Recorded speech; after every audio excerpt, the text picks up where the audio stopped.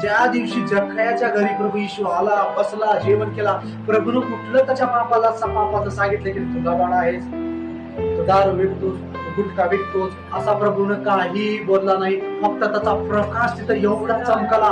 प्रभूची तुम्ही पवित्र लोकांसोबत उठायला बसायला सुरुवात करा, तुम्हाला तुमच्या घाणी लगेच कळते. हालेलुया. तुम्ही घाणीत बसलो तर तुम्हाला कळणार नाही. ती 2 शिव्या देताय, तुम्ही 4 शिव्या देताय. ती 5 देताय, तुम्ही 10 देताय. आपल्याला वाटतं लय चांगलं, लय मस्त चालायला. तर तुम्ही पवित्र लोकांमध्ये बसा. हालेलुया. धार्मिक लोकांमध्ये बसा, तुम्हाला तुमची लायकी लगेच कळायला कळेल की माझी लायकी काय आहे. हालेलुया.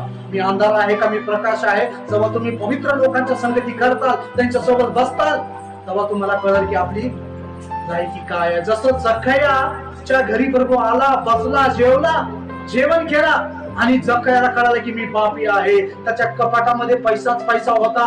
प्रभूनं म्हणला नाही की त्याचं लुबाडले त्याचा वापस कर, ज्याचं लुटले त्याचा वापस कर.